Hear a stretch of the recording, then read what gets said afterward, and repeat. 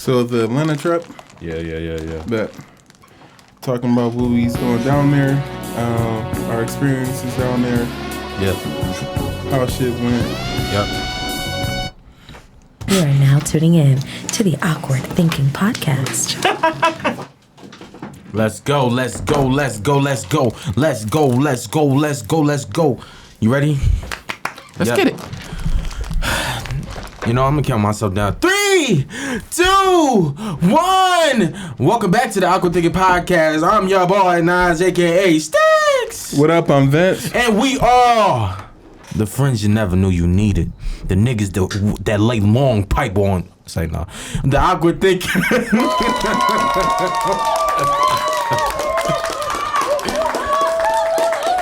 It's been a long time since recording, but I know this episode is gonna be dope. So we're back, guys. I hope you didn't miss this too much. We had an episode prior. Blame Malik per usual because he didn't give us the laptop. Bitch ass Malik. Yeah, but you know it was in good favor because we were all like, we were angry. We were just like going through the motions of jobs and other shit, and you know we're rejuvenated. We're like a fresh new pussy. We're rejuvenated. Go ahead. Tell the people we like how a you fresh been. new pussy. That's how he started A off. fresh new pussy. I've been good, man. I've been good. We just got back from Atlanta. Atlanta was beautiful. Yes. Not like Aesthetically, it did not look. it's it not did not aesthetically look. beautiful, but the people down there were beautiful. The time we spent down there was a beautiful time. Nice people, great time. Yeah, it was a dope experience. We went to go record the dopest project you'll see on the internet. Yes. Rap Snack Symphony. We just, we shot that joint. We had 4 days to do it. That was some of the, like, I've never had maybe a dope experience as far as work wise. That dope. And not even that, it was just like we all were strangers because we really didn't know each other. Like me and Vince knew each other, but I'm talking about like Will, Al. I think as Tyler. a group we were strange to each other. Exactly. Like everybody had a whole different personality. This was our first like road trip. Like when you road trip with people, it's people you know. Yeah. This was like people we really didn't know like that. But that trip kind of like it really gave us a bond, like a nice little bond. You know what I mean? It did. You want to elaborate a little bit more than I can? Okay, so look, I got flued out down there. So like, Did it? little side bitch called me up and was like, yo, I got this project I'm working on. You should come out here, spend some time, just get out of Ohio, kick it a little bit. So I'm like, maybe I should. I call off of work and stuff. I had to bribe my bosses to get off of work for that day. This nigga made peach cobbler and he was making 4-course meal. This nigga was top chef in that bitch. I was. I bribed my boss with some peach cobbler to get off of work for them 4 days.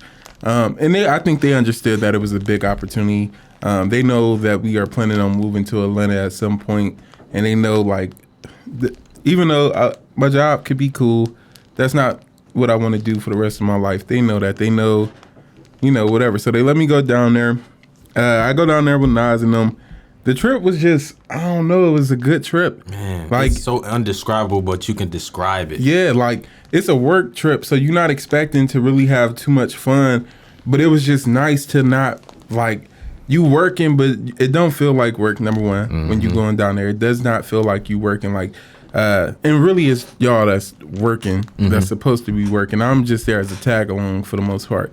But we, I don't know. We spent like what did we do that first day? Like we get down there. First day we went down there. We left Columbus like 4 a.m. Yeah. We left Columbus like 4 a.m. We didn't get to Atlanta until like 3 p.m. I was so sorry. Or something like that. I don't know why that time was just taking so long for us to get there. Because with Airbnbs and shit, they won't let you in until a certain time. So we kind of had to linger our because we were supposed to get there by like 12 or something, like 12 or 1. So, but we lingered so we could have enough time to like unpack our stuff. I think we spent like an hour in the Airbnb. Then we went to Clark, Atlanta, and then like after that it was just moving wheels. We didn't even leave Clark, Atlanta till like 12 that night, 11 that night or something like that. Yeah. But it wasn't bad. Like even being at Clark Atlanta, like the kids on the campus was really cool. Amazing. Like some of the like coolest kids there, and it feel weird to have to call them kids because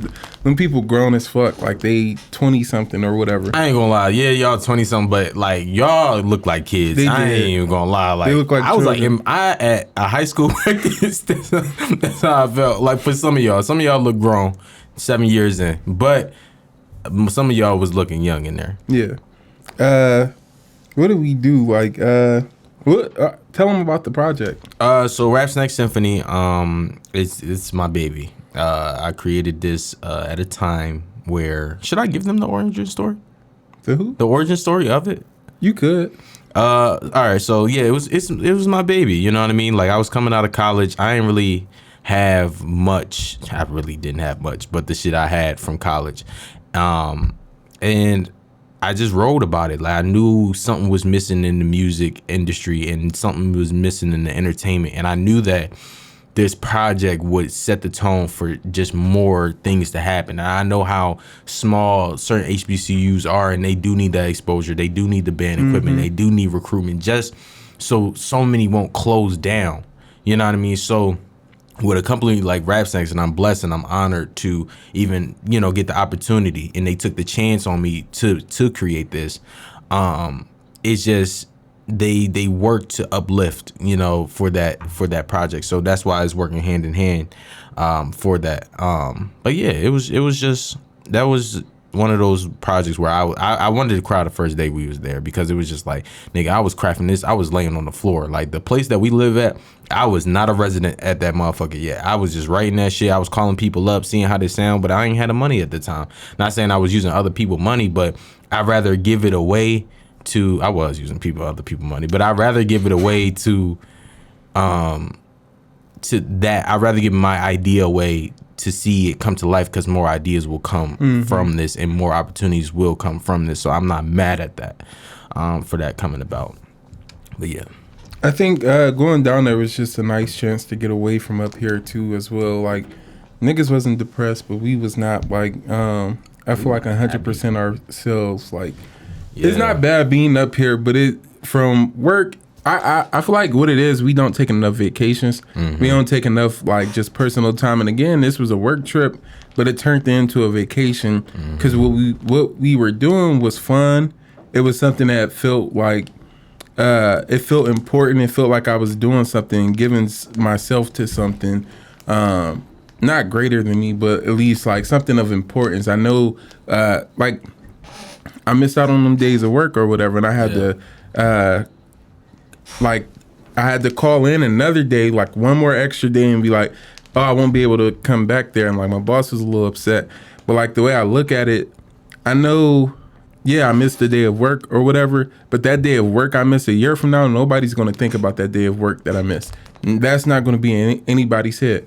But a year from now, that video, the project, everything that comes from that will still be up and still be around. And I can always go back to that and say, look, I was a part of this. This was something dope. This was something that niggas did. And then the thing that I really loved the most was that it was, it's 4 or 5 of us. We all black men, all in media, all working towards something. Niggas came together and was just like, all right, let's help each other out. Let's work hand in hand. Let's like bounce off of each other. Let's not like try to, oh, I'm the big dog on this project. I'm the director, or I'm doing this. Everybody had like equal parts, and it was like, it was very respectful of each other. Like, yeah, it was just like I've never met so many people that can just not have an ego. It was like a group project that everybody just played their part and everybody showed up. Not nobody was lacking. Not nobody was just. It was just one of those, and I was just so blessed to have that team, because it was just like, it was no egos. It was just like a vulnerable, not like, oh, like I'm sharing my feelings, but it was just like I can be myself. I can get my ideas and not even get offended when somebody says I don't like that. And then it taught me so much. Like Al has taught me so much, because he had some time in the game. And he just told me, like, with gaffers and lighters, and, I know you want these extravagant ideas, but you have to be mindful of the, people that are also on this set. So it made me kind of more for my creativity to be like, all right, what will make sense in a reasonable amount of time? I still can get what I want, but what would make sense in this time? And then it was more so like, even when things didn't go right within the shoot, and it was like, all right, we might have to cut it. I was like, all right, cut it. If it's not going to be with the flow of what we got going on, cut it. We don't need it. That's, and let's keep it pushing. So I really appreciate so much of what I learned on that trip. Like real deal. It was a beautiful experience because it felt like, we sit in the studio all the time. We got cameras and stuff in front of us. Like we're always exposed to that. So that's not really anything new. But to be on like a major project like that, working with people, these niggas was bringing out 50-foot tall like lights and shit. The shit was like studio. It was studio quality filming and everything. And it was just like, it makes you come up out of your little circumference or your bubble, whatever, and makes you be like, shit is possible. Shit is possible. It's possible to be working on projects like this. It's possible to see your vision come to life. It's possible to, have somebody invest in you. And I think that's very important too, being able to, because like the thing is, this came together damn near off your vision. Not saying other people didn't help or anything, but they helped. But it was basically your vision that got us all the way here. So it's like, for Rap Snacks to #1 pour funds into that, like we need more of that. We need more. Imagine what niggas could do if we had more people pouring funds into us and being like, all right, I'm going to support your vision. Let me do this for you, or let me,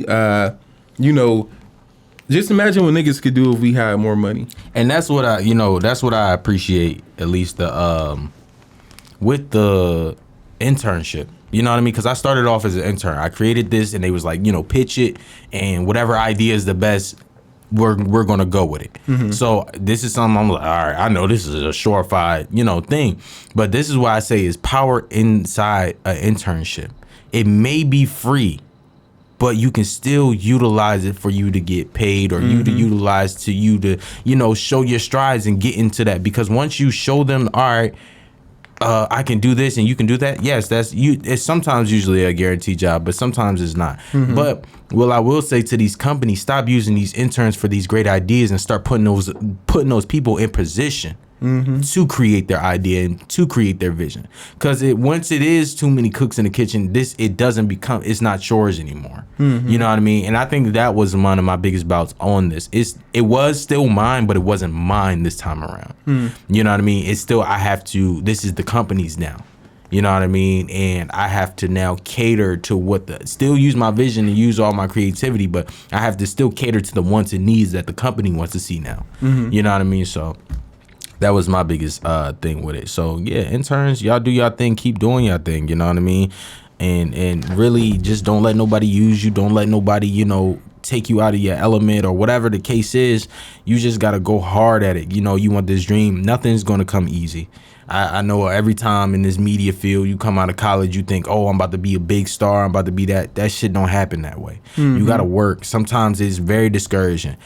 I was talking to Tyler while we was on the trip, and I said, my last little comment, I said, creativity is like going through grief.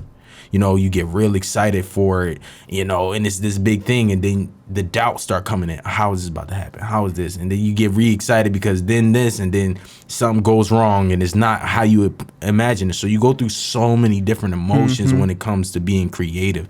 And that was just one of my biggest takeaways from that trip. Like, it really is a different journey when you want something to happen. There was something else too, like while we were down there, he kept saying like, I'm making these connections, and even though maybe I won't work for these people, I can put somebody else on that I know will be good for this project, or do this for them, and like put them in spaces that they need to be in, and not on a ego like, oh, I'm that nigga and I'm putting people, but it was more of like transactional, like people looking out for me, so I'm looking out for other people as well, and I'm trying to make sure those people get into spots. So like when we were down there, I feel like this was our make it or break it. Like if I going down there, that was to see if I was open to moving to Atlanta, because I was a little hesitant about moving to Atlanta.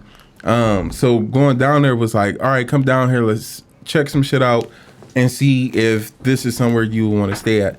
And like being able to be around those people and seeing how connections are made, and then the people down there, like Darnisha, was that her name? Donisha. Yeah. He brought a young lady on, and she was talking to us, and she was very hospitable. She was like just eager to meet us and eager to talk to us, eager to like just be like, all right, whatever you need when y'all get down here, let me know and we can work something out.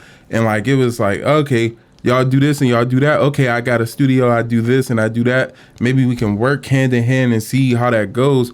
And that was like just a beautiful thing to me, like going down there and being able to be like, these people care about connections. These people care about building relationships with other people. That was a beautiful thing. And like, I don't know, that was a great ass trip. And then, the highlight guy in this was Will to me. This is my first time ever meeting Will, and he has just opened up a different doorway of just comfortability. You know what I mean? Like, he was just that guy that we needed. Like, not saying I've never met somebody so positive, but it was just the positive affirmations that we niggas didn't even know they needed at that time. Like, bro, you got it. Keep your head up, all this. And even like hearing like, the back footage of what like Al would say, like Al described me as like RZA or something like that, and that's who brought the Wu-Tang Clan together and stuff like that, and it was just so dope to me, and it I'm getting a little emotional. Don't cry. But I am getting a little emotional. But it was just so dope to me to hear like how people view you in that light, and it was just like in a genuine way. Yeah, like, and even with that, what you were saying, what I was doing, like it was no ego for him to be like, oh, these niggas, I'm about to capitalize all. It was no, he was like, I can put you on with this person. They're gonna treat you right. He was all about you do good things for people, and they gonna do good things for you. You know what I mean? Don't expect it. Just do it. You know what I mean? And then like Nike. Yeah, and he always was talking about how I treated this person good, and they welcomed me in their home and treated this person. So it's just like it was just a trip about it. I've learned so many lessons, so many gems out of that. It was just it was amazing. The people was just amazing. I know we running this to the ground, but god damn, y'all, yeah, that was such an amazing, powerful trip that we needed. We needed to break our fourth wall, and see something different, like just to be like, oh, okay. You kept saying we need to breaking the fourth wall, and while we was down there, I did not understand that because I'm like, okay, like maybe that's just a say.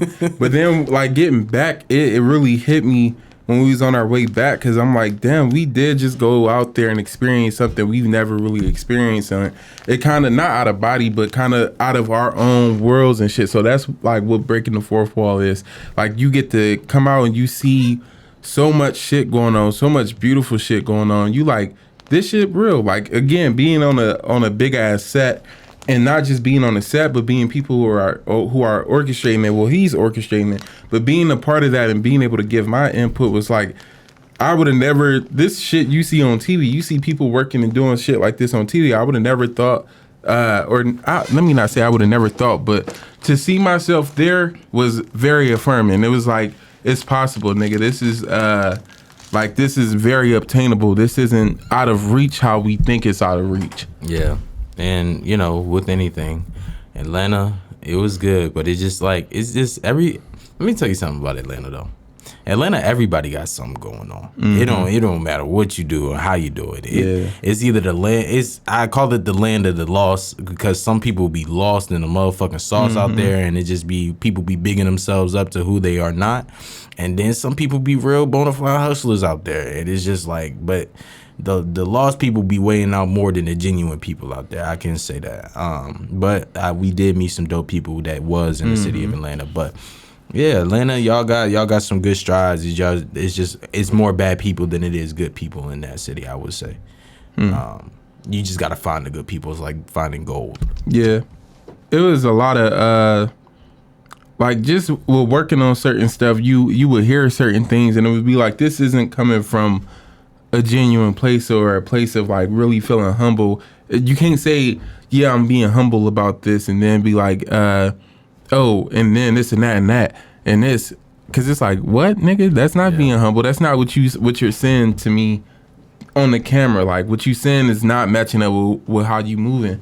And so like that was something to definitely watch out for. But again, that's everywhere you go. Everywhere you go, it's always going to be a person who's like, I'm that nigga, or I'm running X, Y, and Z. And when you find out they little bro. They little bro. No motion, nigga. You don't got no fucking motion. I will say though, like we stopped by food spots.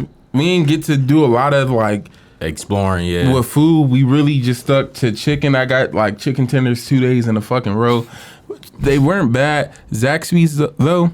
Zaxby's in Atlanta, right next to Clark State. Yeah. The service, I give them 100% on the service, 110% on the service. No lie. The food, I'm gonna give the food. I get a food a 65%.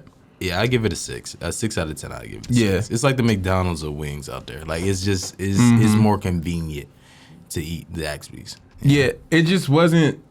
I don't know. I be hearing people hype up Zaxby's or like, oh, when you go, you need to go get Zaxby's that was my first time ever having it, and I got chicken tenders for them too. Yeah, and wings, but the wings don't be like I had the good, wings because I got the wings and things. Oh yeah, okay. The wings was alright. They weren't like, oh, but what I will say is at Zaxby's, the one right next to Clark State, them niggas gave us free cookies. Like, and that, like, not to be hype over free cookies because it's free cookies. It sounds like you being hype over free cookies. But it's the hospitality in Atlanta. It was unmatched. I wasn't prepared for the hospitality. Damn near every restaurant we went to, people were so kind. People were greeting us, and people were like very hospitable. It was just like at Zaxby's, dude pulled out 2 cases of fresh baked cookies. Was like, here, y'all want some? And we like, nigga, we already paid for all of our shit. Like, I'm good. He's like, nah, here. Like, we ain't got to pay for these. He was like, no, they fresh and they hot. They yours. Like, it's all love. And that was like, aw, nigga, thank you. Aw. It was like they was trying to do a college tour with niggas, and they definitely got the bag from. Yeah. No, for real. That's how I feel. I feel like everywhere we went in Atlanta, it was just like, okay, this is why I should be in this motherfucker. This is why I do need to move down here. A lot of great, I don't know, just a lot of great hospitality. Even we went to Cookout. And, let me say this. Go ahead. The food down there is much cheaper than up here. Like, you can go to certain restaurants or certain places and get like a big ass meal for $10, $12. Out here, you paying $10, $12. You getting 3 fucking tenders and some fries, and that's it. But out there, it's 5 tenders and or a 10-piece wing for $10 fucking dollars. A 10-piece wing and fries for $10, nigga. You are not finding that out here no more. And that was something I was amazed by. That I ain't gonna lie, I was amazed by. Cookout was good as fuck. Cookout was great. I ain't gonna lie, that shit was them combos, and for how much we got it for. The shit was so fucking cheap. And again, the customer service, the hospitality was on point. It was like 4 of us who ordered one, like we were ordering at the window or whatever, or at the drive-through thing. And you know how normally if you got a bunch of orders, people on the other end go get annoyed. People be like, all right, well, what else? And, oh, okay, all right, are y'all done or anything? The lady there, she was she was nice. And she was just like, I don't know, like just very hospitable. I fuck with that with Atlanta. Like the crime and shit, crazy. All that is crazy, but the people are like, especially when you going into them establishments, them people got their shit together and they are welcoming, and that feels nice, especially being from like on the outside. Like coming in, it's very welcoming to feel like, all right, y'all, I don't know, like you just y'all nice people down there. I fuck with y'all.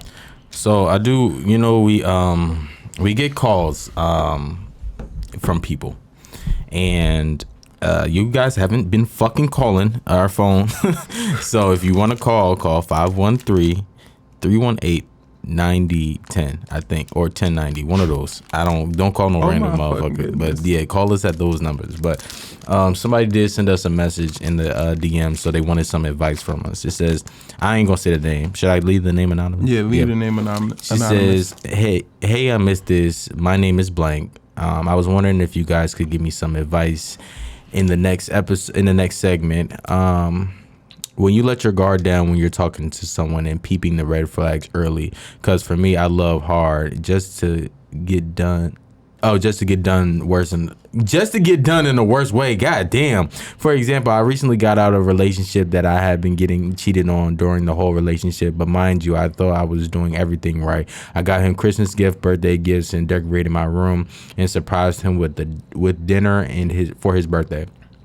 And anytime he needed anything, I showed up in the best way and I could. Best way I could, and it still wasn't enough. When I love others and how I love myself unconditionally. When I'm in a relationship, I go big or go home, and honestly, I'm at the point on giving up on love, honestly. So if you guys could give me some advice from a man's point of view, that would be appreciated. Oh, I'm 19, I'll be 20 in July. He is 22. Not sure if the age matters, but in some scenarios they do. Baby girl, get up out of there. Man. That age definitely does matter. Because the nigga 2 years older than you, he should definitely be a little bit more mature with his shit. 2-3 years older than you down there. He should be a little bit more mature. I also want us to know or realize, like, no matter what we do, our partners cheating on us or our partners not being enough for us is never a reflection of who we are as partners. Like, that's not... If you cheat on the motherfuckers because you decide to cheat on the motherfucker, it's not because your partner isn't doing enough on their end. You need to correct whatever they're not doing on their end. You going outside your relationship is you wanting to go outside your relationship. So if you're going through situations like this, don't look at it and be like, well, why am I not enough? Or what do I have to give in order to be respected or valued in my relationship? It's not about you. It'll never be about you. It's about them. If a person isn't willing to respect you and value you within your relationship, don't look at yourself. Look at them and understand that they just have issues with valuing and trusting people. And you just need to leave them alone and find somebody who can value you and love you. And also, you 19, not to say love isn't possible at 19, but you young, you going through life. Other people young as fuck, they going through life. Right now, people are mainly focused on fucking. That's what people are focused on. And that's not to say just open up your legs or open up your bedroom to everybody, but that's what people are on right now. So within these next few years, you just have to be very selective of who you want to allow it within your life. I don't know. Yeah. Let me see them messages. I just my advice to you is if he cheated on you, you know how you get it back in blood. Honestly, like, I know you love unconditionally and all that good jazz and shit, but next time you fuck one of his right hand mans and you record it as he banging the fuck out of you. Don't do that shit. You listen, do that shit. Record you moaning like you. The nigga probably ain't even fucking putting in work. Record you moaning like a motherfucker. He's gonna be hurt, bro. He's going to be hurt. Because a lot of times he's going to be hurt. Don't believe that. A lot of times, people be sending their homies to fuck you. Like, so. True. Don't think, oh, me fucking the homie is going to hurt him. Especially if the nigga's already cheating on you. The only thing he's going to feel, if a nigga feels hurt behind it, it's not because he hurt because he loved you or because he wanted you. It's hurt because he feel like somebody else has touched his property at this point now. Now his goods and his values are damaged. That's how he looks at it. Don't ever think, okay, a nigga cheated on me. Now I need to go fuck somebody in his circle. That's not go ever get a get back. Block that nigga, leave that nigga alone. Don't let that nigga ever know that you even exist anymore. And that's how you get your get back. Get on with your life and heal from that. Trying to hurt a motherfucker who hurt you is never going to do anything for you.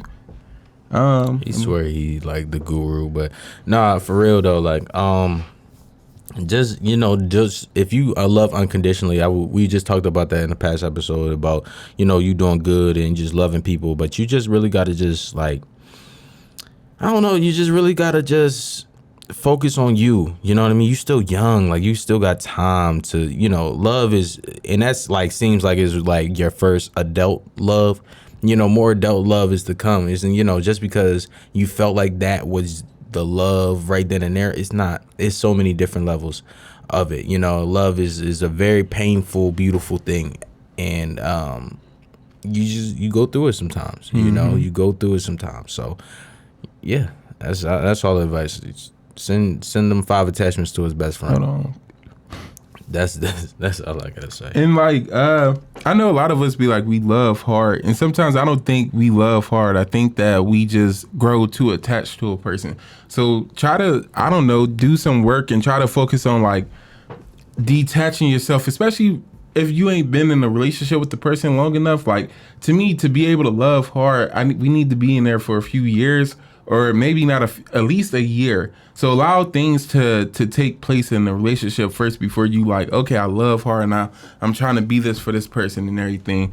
And sometimes that's too much for a person. Like, and not saying that that's why he cheated, but sometimes we give too much very early on in a relationship, and that's not our job to love hard or give too much very early on in the relationship.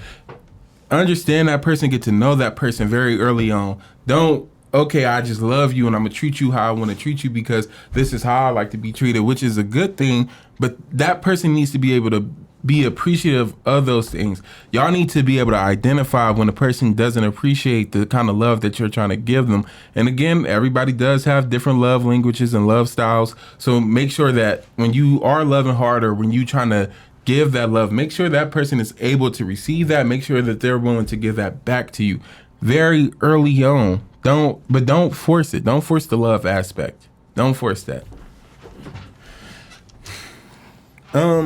I don't got really nothing. I don't really got nothing else to say to you. But you already know my vibes, how we rocking. We gotta wrap this show up because I got a meeting in like 5 minutes. So I gotta click the button.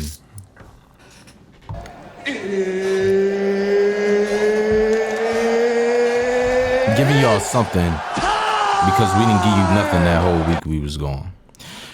It's about that time where we give you a positive message to get through the week. Vince, what is your positive message to get through the week? Let me get one of these. What is your positive message to get through the week, nigga? Shit is possible. Like, and I know that sounds cheesy as fuck, but if you somebody who like, I don't know how I'm gonna do this, or I don't know how this shit go get done, shit is possible, nigga. Find a way. Hit people up. Go on social media and even ask. Like, go out your way. Figure it out. Like, shit is definitely very possible. That's my positive message. But I got something I want to say, but I'm gonna let you do your positive. Okay. My positive message to get through the week. I'm gonna piggyback off of Vince. It's possible. Like, nigga, like I said, coming out of college, I was laying on the floor, getting up early, doing grad photos just for bread. For like a week. For a week, but still, you know what I mean? Like, I ain't had nothing. I ain't want to go home. I ain't want to do a lot of the things that I wanted to do. Like, I turned down jobs for the podcast because I believe that this will be something that I don't have to be like tied into somebody or working a 9 to 5. And there's nothing wrong with working a 9 to 5 because people make great money. But I just didn't want to work for nobody. But also, you have to realize this. I was going through a lot of stress during this shoot and all this, leading up. It is really stressful to be the boss. Sometimes it's okay to be a worker. Mm-hmm. It's okay to follow somebody else's lead. You know what I mean? It doesn't make you weak. It doesn't make you less than. You is only strong as your followers. That's it. You can have 1 million, 12 million followers right now, and nobody will comment. That engagement, you are only as strong as who follows you and who will, embrace you and build you up. Your team has to be solid. You surround yourself with people that's solid. Don't just go in there and be like, oh, well, I got to cut friends off. No, you can sometimes morph somebody's mindset. It's not all the time, but you can let somebody see something else. You can, bring your friends, but also you have to show your friends that this works. You know what I mean? And lead them. You gotta lead. So don't just cut off people because a clip says cut off people that's in your circle. Now, some people I do agree. Cut them off if they're putting toxins inside of you, as in messing up all negative things and all X, Y, and Z. But if it's people that you know are good people and genuine people that you need around you, there's no point in cutting them off. It's your job to help them see what you see. And that's what I'm leaving it on. I've been seeing this Dwayne Wade, Gabrielle Union, and Zaya Wade thing going around all over social media. And I just, I feel like that's a child, that's a kid. I feel like the fact that even with some of the circus that is going through, y'all know the kind of like what you're gonna get from your audience when you put certain things out there. To me, that's a kid. I don't give a fuck about how you feel about people being transgender or whatever. Your thoughts on it, it does not matter. That's a kid. Some of the shit I'm seeing in them comments is just, it goes too far for anything. Like, that's a kid, bro. And I'm gonna keep saying that's a kid because y'all treating her like she's not a kid or something. Y'all treating her like, okay, like this is a grown ass adult and you're trying to critique her. Regardless of what you think should be going on within their family, that's their fucking family. That's their business. Keep your opinion at home. Like, keep that to yourself. I don't understand why we have this thing where we are telling people how to raise their kids and not even in the good ways. Like, y'all don't question other shit, but when somebody wants to do shit, y'all want to question it. Even though I don't always agree with everything that's going on, even in that situation, there's shit that I don't agree with or I don't think should be happening right now in this present moment. But at the end of the day, it's not my place to speak on them and their family. It's not my place to give my thoughts and shit, especially in negative ways that's only going to cause hate to go towards her. That's not my place. And then I see one of my followers, like, I posted it and I said the same thing. Like, we need to just stop sharing this shit because it's just promoting more hate. And he like made a comment because I guess in the caption they referred to Zaya as Dwayne Wade's daughter, and he commented, that's his son. So fucking what? What does the name change matter? What does the gender change matter to you? Why are we getting so offended and so upended about shit that does not affect us in our lives? Let's stop worrying about other people and what they doing and what they want to call themselves or be seen as, and just focus on us as people. How do we become better people? Let's stop. I don't like that. I don't like that all, like, it's grown ass men and grown ass women on the internet going in on a kid again and talking some horrific shit about a kid, regardless of where you stand on transgender issues or if you accept transgenders or not. So fucking what? It's a kid. My other thing, or did you have something to say on that? My other thing is this. I need y'all to realize something when it comes to support. Like, please don't DM me, don't ask me, don't text me asking me to share shit that you're doing if you have not shared nothing that I've been working on this whole year. Niggas have had a whole podcast and we share it weekly. There's a lot of y'all who I've never seen retweet or repost or do anything as far as my shit goes, but then y'all come into our DMs and y'all, hey big bro, you mind sharing this? You mind showing somebody this? Oh, can you do this? Can you do that? And not on a tick for tack kind of thing or even a hateful thing, but I don't want to support nobody who hasn't supported me, and I know you haven't supported me. It'd be people very close to you who don't share your shit, don't post your shit at all, and it'd be like, now you starting your business, now you doing your thing, and you think I'm supposed to be up here sharing your shit all the time now? Or reposting your shit? And then there's still not even an expectation of, well, he's sharing my shit, let me go on his page and share his shit. Y'all wait until people start popping, and then you want to be like, oh, I knew you was going to be there. I knew you was going to do this. I knew you was going to be great. That's weak as fuck. Stop waiting until the last minute to give niggas they flowers and start doing it now. I don't have a problem supporting nobody or retweeting or sharing shit for nobody if you have been doing that for me already. Don't wait until you see some shit take off to be like, yo, I want to support you, or I want to now start sharing shit or retweeting shit. Right now, when you see this video, when you see this clip, this your moment to start sharing all my shit. This your moment to start retweeting shit. After this, don't expect for me to be like, all right, yeah, I got you. Especially if you're somebody, I see you interacting with other people's shit all day long. I'm done. With that being said, because I'm literally currently in a meeting. With that being said, I'm Nas. I'm Vince. Thank you for being awkward with us. See ya next week.